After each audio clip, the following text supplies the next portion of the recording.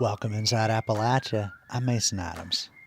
This week, the Reverend George Mills Dickerson of Tazewell, Virginia, was born in the years after slavery ended. He's remembered today through his poetry. I think he was really way ahead of his time. He was not letting somebody else name us. He is naming himself. And a new wave of black lung disease is ravaging Appalachia. We'll hear more from a black lung town hall in Whitesburg, Kentucky. Once this dust enters into the lungs and is retained within the lungs, it's there for life. Coal miners have their own thoughts about black lung too. The day you pick that dinner bucket up and go in the mines, that's the day you sign your death warrant.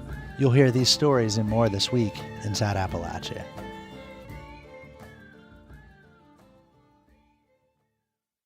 Support for Inside Appalachia is provided by Solar Holler, currently helping more than 1,000 Appalachian families and businesses control their energy costs by producing their own solar power. More at solarholler.com.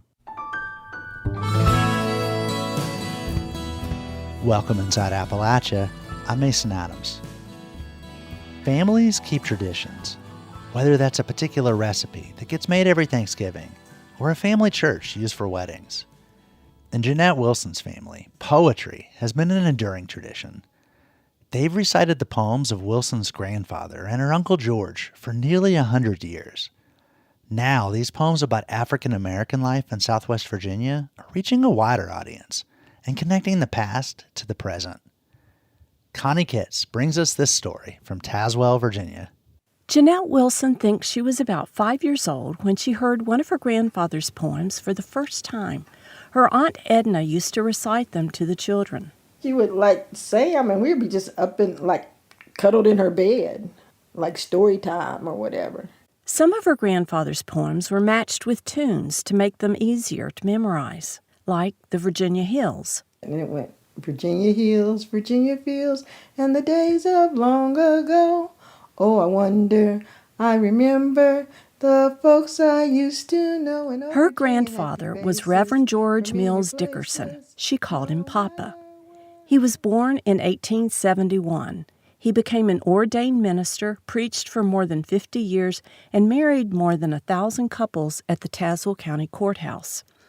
He also taught in the segregated black schools, and he wrote poems, hundreds of them. He wrote about black children making the long trek to a school in Tip Top, about soldiers coming home from World War I with shell shock. There were family poems, Tazewell poems, and love poems, with themes of his Christian faith woven throughout. Jeanette's grandfather collected 106 of his poems and had them bound and published in 1949. I'm so thankful that I got these books published, because they would have been lost. And it's our history. And he didn't have to just pass it down orally, because this man could write. He could definitely write. Joseph Bundy is a poet, playwright, and community historian based in Roanoke. He says Dickerson's poems were a commentary on black life in Southwest Virginia in the first half of the 20th century, and they reveal his aspirations for his people. In the fields of old Virginia and on Georgia's sunny plain, Africa's able sons. So he's going to get African reference, black, African. Africa's able sons and daughters sing a hopeful, glad refrain. These lines are from the poem Black Folks Coming. Instead of saying Negroes coming or colored folks coming, he's saying black folk coming. I think he was really way ahead of his time. He was not letting somebody else name us. He is naming himself. Reverend George Dickerson died in 1953, but the tradition of writing poetry carried on with his son, George Murray Dickerson, Jeanette's uncle. Now, the Tazewell, Virginia Rescue Squad proudly presents George Dickerson. His poems were humorous, but also topical. We've got a president today. His name is Richard Nixon. From what I hear and read about, this country needs some fixing. Uncle George recited his poems at high schools, community colleges, at local museums and festivals. He recorded them and printed them up. He would be selling his little booklets and setting up his little tent and reciting poems at the Main Street Moments. Jeanette says her grandfather and her uncle's poetry spanned momentous points in African American history. Papa was right out of slavery, and Uncle George, his stuff started coming out really good after the civil rights movement. So those 2 points in life, After Uncle George died in 1999, she says the family continued to read his poems, and her grandfather's too, at reunions and church events, but the community as a whole began to lose touch with the poetry. That started to change in 2021. The town of Tazewell passed a Juneteenth resolution that called for honoring the contributions that African Americans had made to the town and the region. And now the Dickersons' poems are read aloud as part of the town's Juneteenth celebrations. Everybody picking on me 'cause I'm colored. They don't think I want to be free 'cause I'm colored. Betty Wallace read this poem by Uncle George at this year's Juneteenth. They won't give me a decent job and claim that I just steal and rob. And they call me boy when my name is Bob 'cause I'm colored. I thought one time I'd try to pass, and then I looked in the looking glass. My hopes went down the drain real fast 'cause I'm colored. Betty is 72 and says this poem, written by Uncle George in 1973, has special meaning for her. I can relate to it so much coming up as a kid, that the things that we couldn't do, not only because I'm colored, but because I'm a dark-skinned colored person. Well, most of my life, people would say, oh, you dark-skinned and you can't do this, or, I did not learn that black was beautiful until black became beautiful. The color of my skin was a very important part of me. She says she's known Uncle George's poetry for years. Now he's getting a new audience as well. Brooke Ann Creasy is 18 and starting to write poetry herself. She says while George Dickerson's poems are sometimes funny, they're also eye-opening. When you hear poems from other perspectives of historical times, segregation and stuff, it makes you understand what we don't understand. Because I'm a white person, I don't get to experience that, and I don't get to experience the discrimination like black people do. And that's why I think a lot of people show arrogance, because they don't like to learn about other people's perspectives, because that's important, is empathy. As for Jeanette Wilson, she says empathy and equality were recurring themes in her grandfather and her uncle's poems. They both had the same idea. The idea to just have equality for rich, poor, black, white, everybody has a part in this world. Portraits of the 2 George Dickersons are now part of a town mural of 16 noteworthy local African Americans. These 2 men are standing, in the words of one of Uncle George's poems, tall and proud, right next to the Tazewell County Courthouse. For Inside Appalachia, I'm Connie Kitts in Tazewell, Virginia. That story is part of our Folkways reporting project, which covers arts and culture in the region. To read longer excerpts of poems by members of the Dickerson family, visit our website, wvpublic.org. Young baseball players from around the world visited South Williamsport, Pennsylvania recently for the Little League World Series. But baseball wasn't the only attraction there. WITF's Rachel McDevitt reports. Fans in Lombardy Stadium are often on their feet, cheering on the players during tense games. But for many, the main action of the day is on the hill. Outside the stadium, behind the outfield, visitors can spread out on a steep lawn. It's perfect for watching the game and for sled riding. Hordes of kids are dragging sheets of cardboard up the hill and flying back down on them. 12-year-old Isaac Schoenberger is horsing around with a half dozen of his friends who all came together from the Poconos. It's been pretty fun going down the hill and watching the games. Pretty fun. It's been awesome. 9-year-old Callan Crampsey interrupts, then shows off the streaks of dirt on his clothes and legs. Oh, you're all dirty. Yeah. How many times have you been down the hill? Maybe 15 times. Callan says being at the World Series is better than a professional game. It's funner with the hill, big hill to slide down. multiple games at once. Fun. I don't think the box can handle more. At the top of the hill, Ian Gallatin is holding onto a box that's painted black with orange flames. 8 little kids pile in. Gallatin works as a runner for ESPN at the series. For the last 5 years, he's built race cars out of cardboard for kids to ride in. It's funny because at home people are like, oh, you're running camera? I'm like, no. They're like, what do you do there? And I'm like, I'm the professional cardboard sled builder. Cardboard sledding isn't just for kids. Chris Auker of Lebanon County came to the series for the first time with 3 of her children. But yes, it's been awesome. I went down the hill on cardboard. Yep, it was fun, invigorating. Well, if grown-ups can try too, I find a discarded box and decide to give it a go. All right, here we go. Let's see if I can make it down the hill.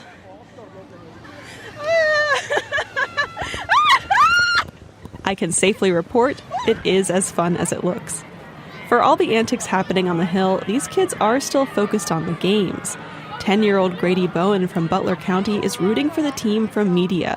But now it's 4-2. Oh, yikes. Do you think Pennsylvania can bring it back? Probably.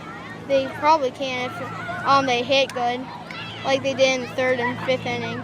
The media team eventually lost to the team from Smithfield, Rhode Island, 7-2. Grady Auker says since he's the same age as the players, he can guess how they feel. I sometimes get a little too into the game even though I'm not playing it, so I get mad and I'm like, oh, you made that play. Then I get super excited sometimes. So. Many young fans on the Hill are already thinking about next season. 8-year-old Bo Willis of Center County was on an all-star team this year. My favorite position was second base. Okay, cool. Why?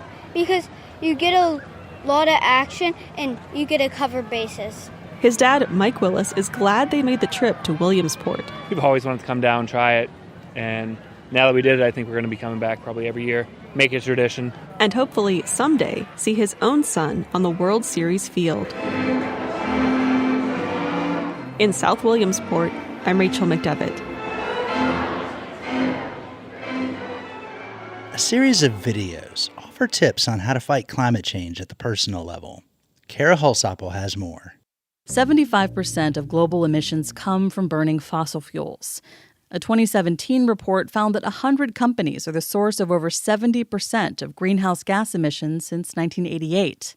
It's a worldwide problem that will take systemic change to disrupt, but many people are left with a feeling that they could be doing more in their own lives. For the Climate Solutions Reporting Initiative, State Impact Pennsylvania's Rachel McDevitt created a series of short videos to help. The first 2-minute video starts at home, and I asked Rachel about the biggest source of energy use and emissions there. In your home, the heating and cooling system is about 50% of your overall energy use. If upgrading it or replacing that system is not an option, there are ways to just use it more efficiently for yourself and cut down on energy use. What's a tip for people to reduce home energy use? I wanted these tips to be accessible. It doesn't help anyone if I go on and say, well, you should really upgrade to a heat pump. Because what if you rent, or what if it's just not in your budget? But there are things you can do, like sealing air leaks around windows and doors. So that can look like buying those rolls of foam weather stripping, and you can just put those around cracks in your doors and windows so that your ceiling is a little bit more tight. You can also use curtains, cover up the windows during the hottest parts of the day and keep your home dark and cool. You can also open your windows at night to let cooler air in. So that would help in the summertime. Conversely, in the winter, you could open your curtains during the hottest part of the day and let that sun shine in, and then sort of insulate your home with the curtains overnight. What are some of the other topics that you're tackling in the series? Things you can do in your yard. Those include compost, or growing some of your own food, or planting native plants, flowers, shrubs, and trees. Those are helpful practices for storing a little bit of carbon in your yard, but also for creating habitat for native biodiversity. And that's another area that's threatened by climate change. So by doing some proactive things in your yard, you can make your space, your green space, more of a haven for insects or birds that might be squeezed. We're going to be talking about driving habits. And so this is another thing. We don't want to issue some kind of mandate. We're not telling you to go out and buy an electric vehicle. But there are some things you can do if you do have to drive in your habits that can improve your fuel economy, save you money on gas, and lower your emissions a little bit. We are also looking at shopping habits. And our final piece is going to be an engagement piece. When you see policies that you want to see enacted, it is important to actually sort of step up, get other people involved, and vote your values in those ways. What do you want people to take away from these videos? I hope these videos give people some hope and agency in their lives. Climate change is huge. No one person caused it and no one person can solve it. But if lots of people adopted a lot of little habits and sort of changed their behaviors in little ways, that's going to add up over time. And so I just hope people can find this series useful and walk away with some tips that help them live a little bit more environmentally friendly and also save them some money. That was WITF climate and environmental reporter Rachel McDevitt, speaking with the Allegheny Front's Kara Holsopple. For a while, it looked like black lung disease was on the decline. But as the biggest coal seams were mined out and miners cut more and more coal with rock, a new epidemic emerged. In 2018, NPR and the PBS show Frontline investigated a resurgence of advanced black lung among coal miners across Appalachia. They found that despite mounting evidence and a stream of warnings, federal regulators and mining companies failed to protect workers. The result was that thousands of miners were afflicted with an advanced stage of black lung disease, known as progressive massive fibrosis. There's no cure and no treatment. It's eventually fatal. Now we're going to hear from the miners themselves. This devastating disease has drastically changed their lives, their communities, and their families. They told their stories to NPR's Howard Burkus and Ohio Valley Resource reporter Benny Becker. This story begins in Leatherwood, Kentucky, which is where Howard met miner Greg Kelly. Greg. Hey. I'm Howard Burkus from National Public Radio. Great to meet you. Uh-huh. Do you want to go in and talk? I'm Greg Kelly. I'm in Leatherwood, Kentucky. Well, I dropped out of high school. I was working in a grocery store, and I left the grocery store and went to coal mining. I felt like coal mining was my way of living. It was something that was in our blood that we loved to do. My name's Charles Shortridge, and I live in Meadowview, Virginia, and I've worked 28 years in the coal industry. We loved working in the coal mines. That's all we knew was hard work, and that's how we provided for our families. I love coal mining. If I was able today, I'd be working in the mines. My name is Paul Kinder, and I live in a little town called Honaker, Virginia. My full career was underground, and I run a roof bolter some and a continuous miner, and I was a foreman, and I just loved it. I remember when I was a little boy, my daddy sometimes would take me to the mines where he worked at, and man, I loved to smell that. It's just a different smell. I like to go smell one today. It was a good job, and couldn't wait to get to work. My name's John Gibson. I'm from Appalachia, Virginia, and I'm 56. Harold Dotson, live in Phelps, Kentucky. My name is Jackie Yates. My name is Noah K. Counts. I live in Clintwood, Virginia. My name is Rodney Sexton. Coal mines was good to me, but God's been even better. That's the only way I can look at it, The one thing I didn't want was black lung, but I got it anyway. What's it like now with the disease for you? Oh, it's terrible. Bill Cantrell, I'm from Pensacola, Kentucky. I mean, it's unexplainable. It's just, I don't know how to explain it. It's a horrible looking thing.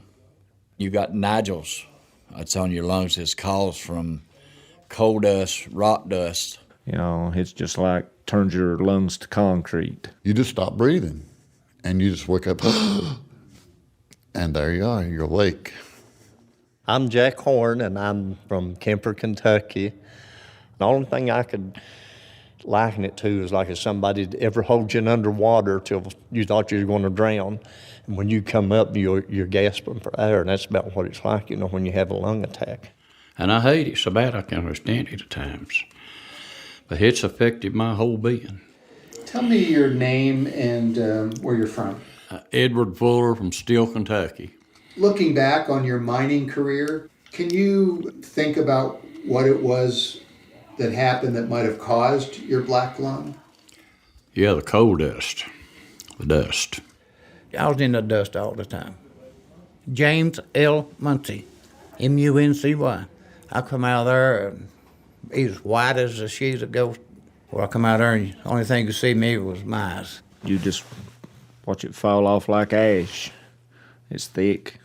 My name's Roy Edward Mullins from Clintwood, Virginia. You can smell it, you can taste it. And when you come outside, you get a drink of water or Coke or whatever, you know, and you hark it up and spit it up, you're spitting up gooks of coal dust. And that is embedded into your system. That's just the way it is, really, I think. My name's James Hayes, and I'm from Pike County at Pinson Fork, Kentucky. You know, I mean, it's a dusty job. It's just dusty in the coal mines, regardless. And if you stay long enough, you're more likely going to get black lung. I blame the whole mining industry, you know, the companies and all. I'm Jimmy Wampler. I work for little mines. I work big mines. You got people out there that runs mines that all they want is coal. They don't care about violations. They don't care about nothing else. They just want coal. Coal. Get the coal. Get the coal. They don't care if you live or die, it's the truth of it. Name of the game was run coal. My name's Danny Thornsbury, and I was a boulder man, scoop man, drill man, done it all. And then I ended up being a foreman.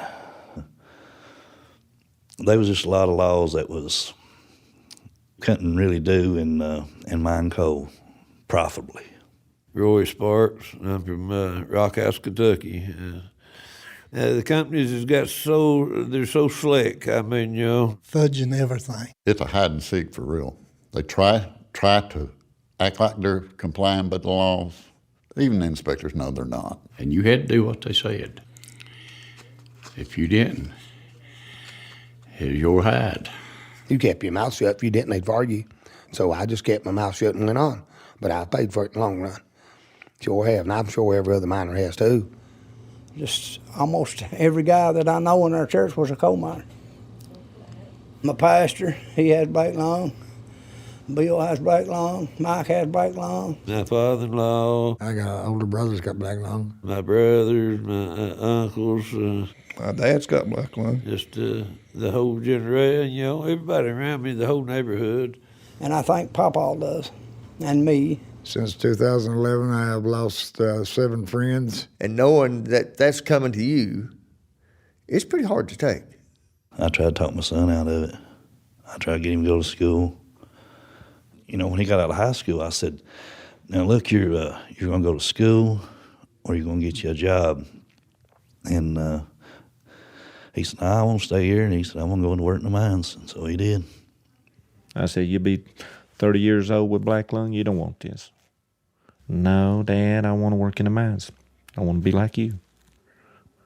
And guess where he's at? He's working in the mines. The day you pick that dinner bucket up and go in the mines, that's the day you sign your death warrant. That's plain and simple. I go out and I just sit down and have a good cry. You know, that's all you do. Because this black lung is a death sentence. But, you know, we just got to take it one day at a time and hope for the best. Hope, pray that the good Lord just bless us to have another day.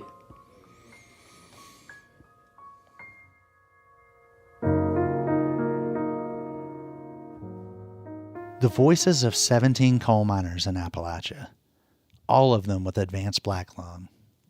NPR's Kat Shipnecht produced this story as part of an investigation by NPR and Frontline.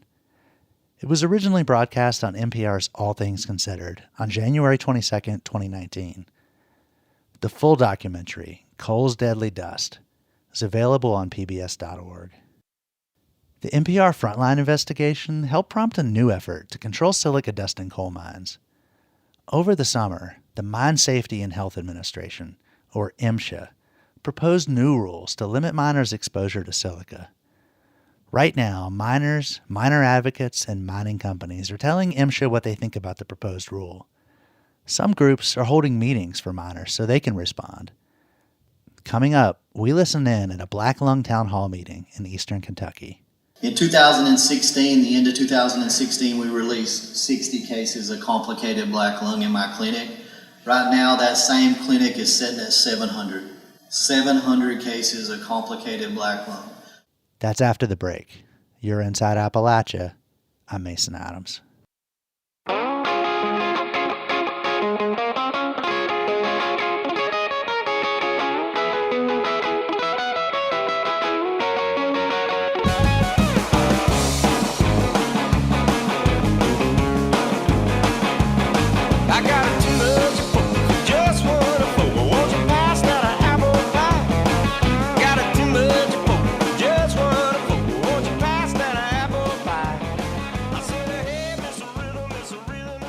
Support for Inside Appalachia is provided by Concord University, offering 31 bachelor-level degrees and 6 master-level degrees for students of any age. More information at concord.edu.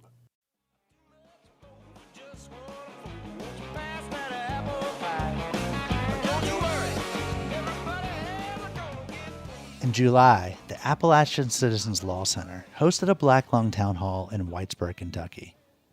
The nonprofit law firm invited miners and their families to hear from experts about the current state of black lung disease in Appalachia. One of those experts is Kentucky radiologist James Brandon Crum, who first alerted federal researchers to what they later labeled an epidemic of complicated black lung. WMMT in Whitesburg recorded the meeting for its program Mountain Talk. What Dr. Crum has to say is eye-opening, especially if you're not part of the coal mining community. James Brandon Crum's my name. I grew up about 30 miles from here on Elkhorn Creek between Jenkins and Elkhorn. As Jimmy Moore probably tell you, I probably is not a person you would expect to be up here doing this. If you knew me when I was younger, I was pretty rough and a mean kid, but the Lord works in mysterious ways, I'll tell you. So we got a large clinic in Pikeville now, United Medical Group, a multidisciplinary clinic. We do a large amount of primary care, but we image a lot of miners from all over the country. We just imaged, last year was one of our biggest years, over 1,000 individuals for black lung, which has given us a really nice collection of data that we'll be processing. We've already started here in the last few weeks. The video, Faces of Black Lung 2, is really, really good video to show and demonstrate just how bad this disease is. The same dust that affected these 3 boys that we just looked at on this video is some of the same dust that affected you all, the older miners, in the last few years of your life, or the last few years that you were mining coal. I believe this really started in the 90s is when we started having some of this really bad dust, and what I mean by that is quantity and quality is kind of the 2 major factors that affect the development of black lung. So how much dust was present and what kind of dust and the size of it. So very small particles, and not only coal dust, but rock dust and silica is a major factor in developing this disease. These boys that were on the video, you can see the one up top right there, that's Mackie. Mackie's 3 months post-op transplant. He came by my clinic last week. He's doing really good. Had a tough time. He was at UK for almost 2 months before he got to come home. But is feeling much, much better. If you watch that video and you see how labored he was in breathing, that's not the case anymore. So his wife said she had mixed feelings about this transplant because he was talking a lot more than he used to before transplant. But he's doing really well. Ray Anthony in the blue shirt there, he's about 12 to 18 months out transplant, also at UK. Both of them were double lung transplant. He's also doing really well, walking several miles a day, hunting and fishing like he said that he used to. Peyton, or Mikey, the one on the far left on the bottom, passed away shortly after this video was done. We would like to say that transplant for these 2 boys would be the cure for them, but that's not the case. Transplant just buys them a little bit of quality time, hopefully, sometimes, and that's not always the case either. So even though I'm very happy for these 2, the next 2 to 3 years will probably be a hard road for them to hoe after they get into that 4 to 5 year time period. Mean survival is only about 3.5 to 4 years after transplant for these boys when they do get it. Next slide, please. This lecture I put together for the American Lung Association. I did a lecture a few months ago, so it's a big lecture, so I'll go through it pretty quick, but one of the things that you can see, this x-ray on the left, you can see those big kind of wide areas within both lungs. This is another x-ray a few months to a few years later, And you can see how much bigger these are on the one on the right. So this demonstrates progression of black lung or worsening of black lung. When we first researched that, we came out in 2016. One of the goals that we had was to prove that black lung still was around, that it existed, right? Because at that time, 14, 15, and 16, the consensus across the United States was that black lung was a dying disease. It was not as prevalent as it used to be. The larger corporations had taken over. We had new mining equipment that was supposed to be safer. We had stricter regulations that was supposed to be safer for our men. It was completely wrong. Nothing could have been different than the truth. So in 2016, we released a report that said there were 60 cases of this disease, complicated black lung, at our clinic in Pikeville that had been imaged at the clinic. Now, I read for all over the country in multiple states for black lung, but everything that I'm going to go over today has been done in my clinic. These men have been set foot in that clinic, and this is one example here.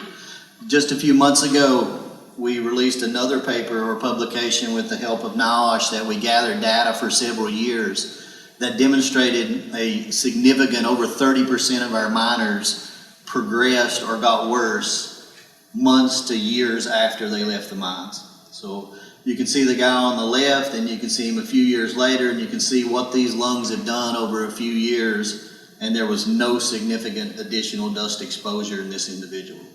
So we have a significant amount of our miners progressing even after they quit work. And this is something that we've demonstrated in that study, and I think that's probably one of the largest studies that has demonstrated that. So that was a really nice study to demonstrate that as well. Next slide, please. This is Mikey's lungs right here. Peyton, the little boy that passed away, only 42 years old. One of the main goals for the last few years that we've also had is to raise awareness about this disease, right? And especially to our medical community. Not only the medical community, but to our miners, to our general population. Mikey was probably evaluated, I think, 3 times up in Ashland for lung cancer. So that's what they thought Peyton and Mikey had probably had 6 months worth of biopsies, 2 to 3 different biopsies before anybody ever had the consensus that this was complicated black lung or major silicosis was his primary diagnosis right here.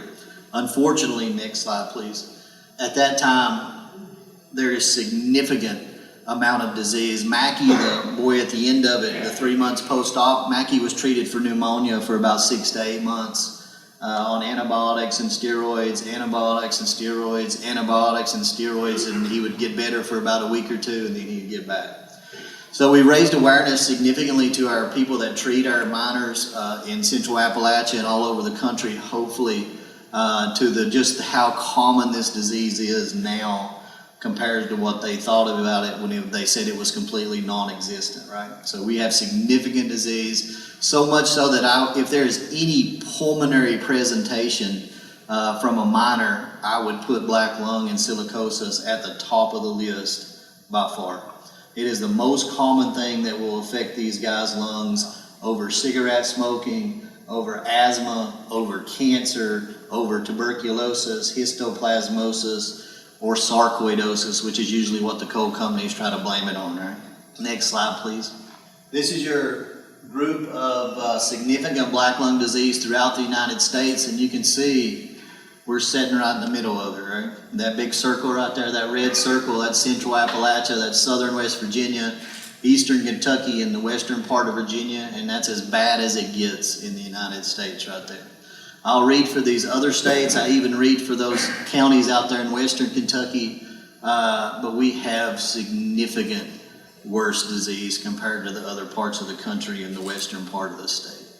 Now, I believe that will change, and these other counties will lend and trend toward to where we're at right now. As mining practices changes in those areas, as they get away from the easier accessible seams and they go into the thinner seams, and have current practices that we have right now in Central Appalachia, they'll have more black lung, and it'll continue to progress there and get worse and worse. Next slide, please.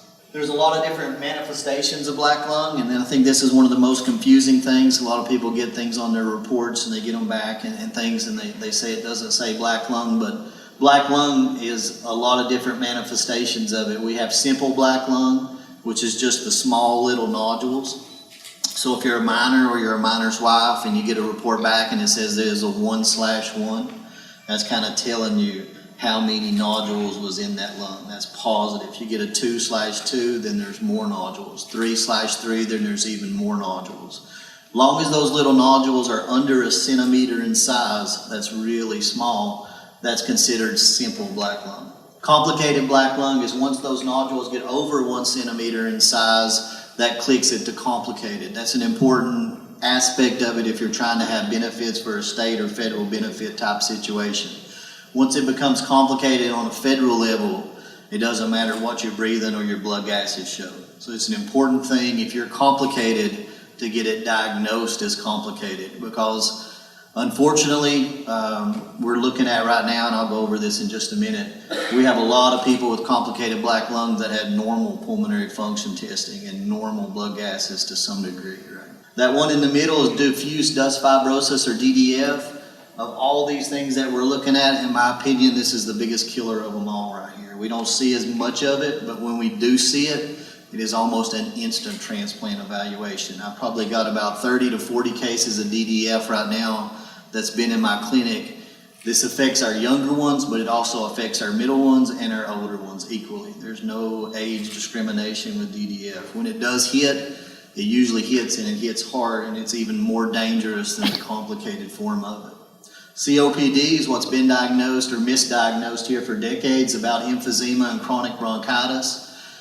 A lot of people, when they have COPD, the coal companies and the attorneys want to blame it on smoking, or they want to blame it on secondhand smoking, or they want to blame it on something else. But just know that dust exposure, whether it's coal dust, rock dust, or both of them together, cause just as much or more COPD than smoking does. So it is definitely a cause of it. We have a lot of COPD, including emphysema and chronic bronchitis in our miners that never smoked a cigarette in their life, or was never around somebody that smoked a cigarette in their life.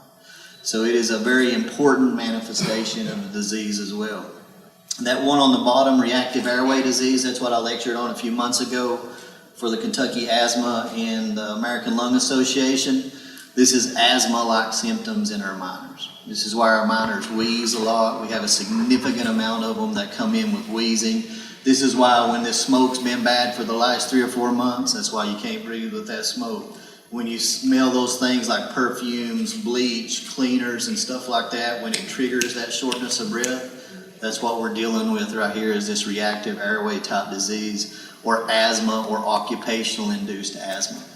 Most of our miners does not have any asthma as a child, and they developed it after they were in the mines. That is a really consistent history of occupationally induced asthma. Once this dust enters into the lungs and is retained within the lungs, it's there for life. There's no getting rid of it. There's no expelling it. There's nothing like that. Once it's there for the rest of their life. And unfortunately, we see a lot of individuals where that chronic inflammation, that chronic reaction from this dust particle continues, and that's what leads to the progression that we've shown even after they've been taken out of the mines for several years. You can remember this, we kind of call this the Sinister Six, those Spider-Man villains. These are the 6 manifestations of it right here, and usually you'll have multiple manifestations per miner. It won't just hit one way, you'll have multiple manifestations on a single miner. Next slide, please. This is just a definition of simple, and again, these are the small nodules less than a centimeter. Next slide, please.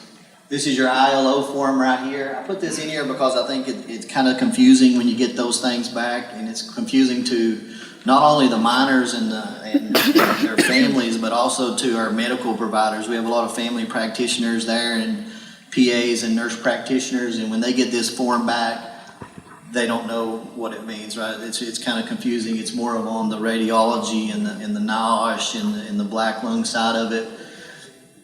There's some parts of this form. Next slide, please.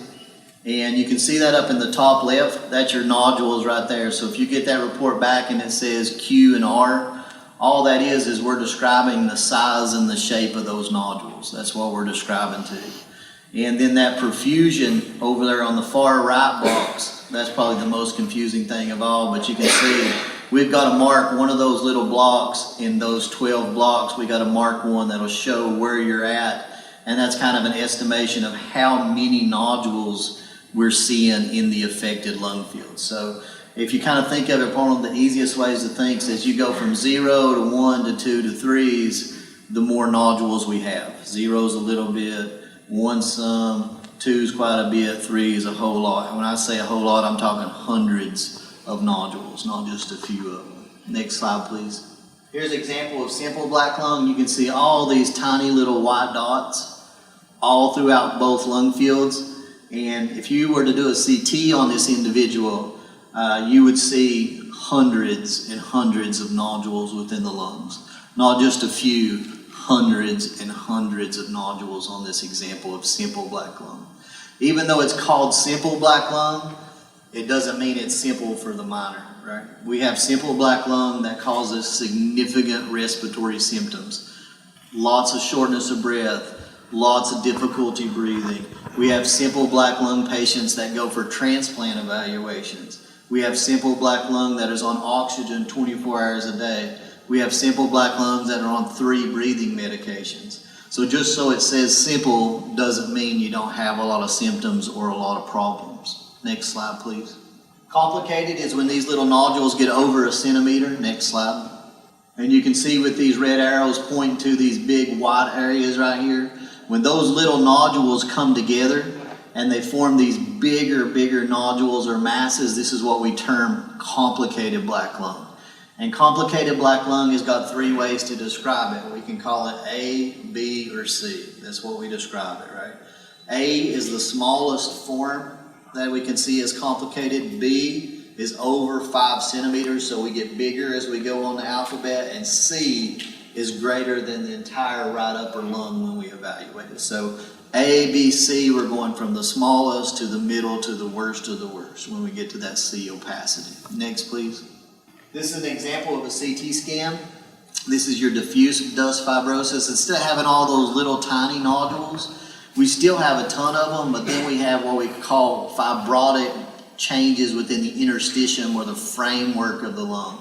And we have a lot of things which we call honeycombing, and the lungs become really stiff. So it's difficult to get air in, and it's very difficult to get air out. And CT scan is one of our best modalities to look at this. And I think that's confusing, and I explain this to a lot of minors when they come in also. They're kind of wary of CT scans, but I can tell you that if there is any cases of borderline complicated black lung, I would CT scan it. When you get a chest x-ray with one of these little things on it and it's just over a centimeter, let's say it's 1.5 centimeter, 1.8 centimeters, your readers for your co-companies are going to call it simple. They're not going to call it complicated. And it is difficult to show a law judge, it is difficult to show somebody in a jury box or something like that if it's on an x-ray. If you CT it, there's no way to hide it. It is 100 times better than a chest x-ray. I would not be afraid of doing CT scans as far as diagnosing disease, a particularly complicated black lung. With CT scan, we have anywhere from, and I really like the thin, so we need the thin cuts, anywhere from 400 to 700 images on a CT scan to look at. On a chest x-ray, I got 1. So you can see how much better you can see stuff on CT compared to a chest x-ray. Next slide, please. These are examples of COPD and emphysema. These big dark areas within the lung, these real dark areas right here, that's our emphysema. See a lot of emphysema with our black lung patients, whether they smoked or they didn't smoke. If they did smoke, that's not good for their lungs either, right? That adds on to it, that makes it even worse. But even a lot that didn't smoke at all, we see significant emphysema and chronic bronchitis. That's that chronic cough that you have for years and years and years that you just can't get rid of. That's chronic bronchitis. Next slide, please. Reactive airway disease, or this occupational type asthma. Difficult for us to see this on x-ray. This is one that kind of gives us more difficulty when we have cases, especially on individuals that have near normal chest x-rays or chest x-rays that are very low on that scale, such like a 1/0. So very few nodules are identified on chest x-ray. but they can have this reactive airway disease, they can have emphysema, they can have chronic bronchitis that can impair pulmonary ability significantly. So even though we see some of these really, really bad chest x-rays that are consistent with really bad simple and really bad complicated, and their pulmonary function tests are bad, we can also have minimally aggressive chest x-rays or mild appearing chest x-rays that can yield significant pulmonary impairment. So it's kind of you have to be careful with this. We don't see this a lot, but it is one of those more difficult cases to demonstrate this to people with this reactive or occupational type airway changes. CT is difficult to see it too. Even with CT, we can't see it that well. Occasionally what we can see is when these kind of have these different colors, we can see these areas of air trapping on CT scan, but it can be even difficult on CT scan to diagnose things like reactive airway disease and this occupational type asthma from it. In summary, we're seeing more and more disease than we've ever seen. In 2016, the end of 2016, we released 60 cases of complicated black lung in my clinic. Right now, that same clinic is sitting at 700. 700 cases of complicated black lung. To put that in perspective, for the entire decade of the 90s, the United States had about 31 to 33 cases of complicated reported for the entire country. We're now at 700 at that clinic at Pikeville. That's been x-rayed at Pikeville. Not that I read other places, that's physically been at that clinic. We have increased transplants.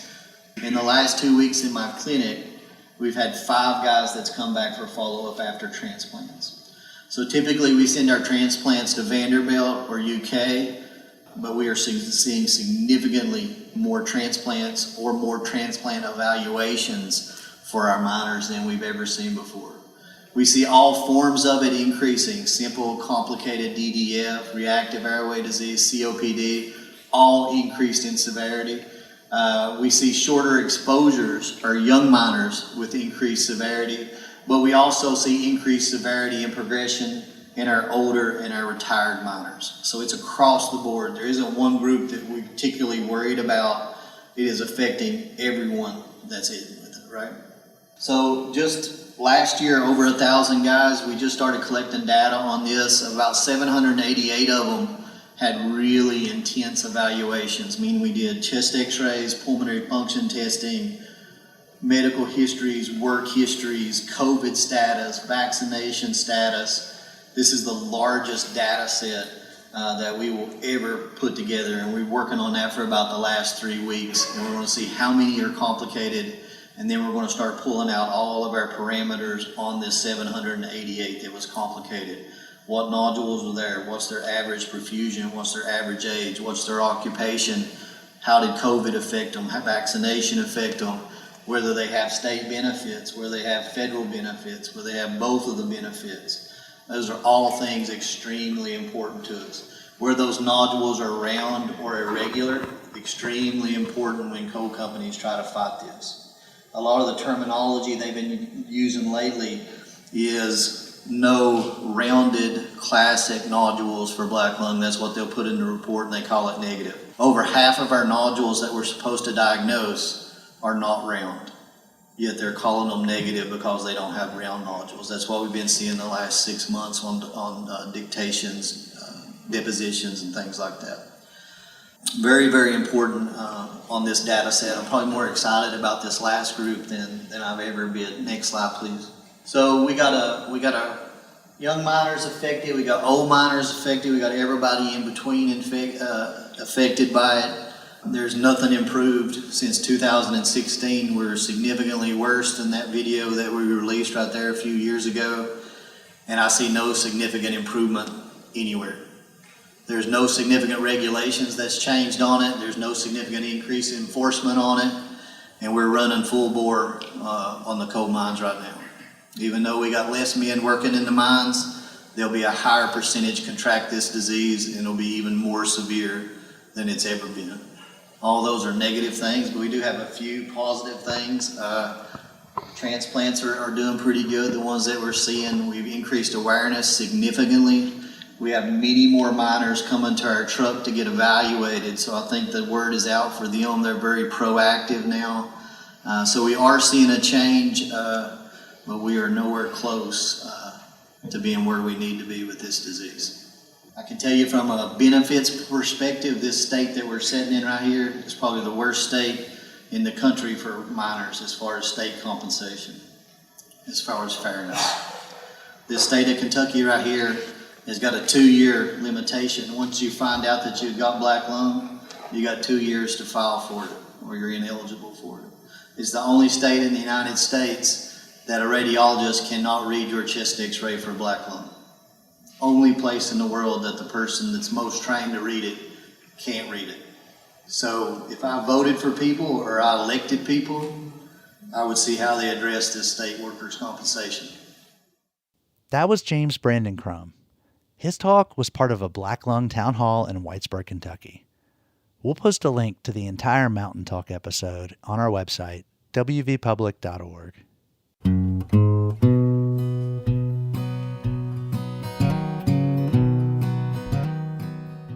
Earlier, we heard about Tazewell County, Virginia poet Reverend George Mills Dickerson. Let's close today's episode with one of his poems, read by Joseph Bundy. The preacher found the stranger and laid him on a bed and sang the songs of Zion, the Holy Scriptures read. And now the clouds had drifted, the sun was shining bright, the stranger's face was beaming with heaven's peaceful light. God bless you, said the stranger. You've shown a brother's love. Goodbye for now, I'm going to that bright home above.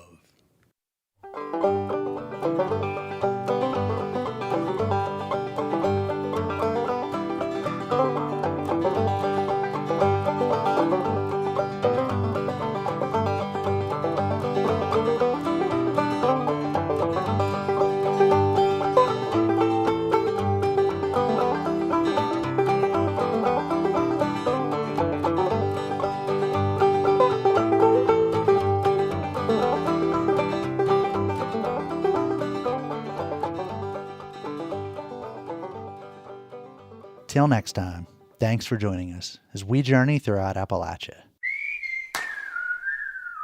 Our theme music is by Matt Jackford. Other music this week was provided by Jeff Ellis, Charlie McCoy, Southern Culture on the Skids, June Carter Cash, and Tim and Dave Bing. Bill Lynch is our producer. Xander Alloy is our associate producer. Our executive producer is Eric Douglas.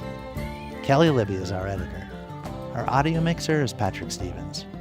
You can find us on Instagram and Twitter @InAppalachia. You can also send us an email to insideappalachia@wvpublic.org. Visit wvpublic.org/InsideAppalachia to subscribe or stream all of our stories. Or look for Inside Appalachia on your favorite podcast app. Inside Appalachia is a production of West Virginia Public Broadcasting.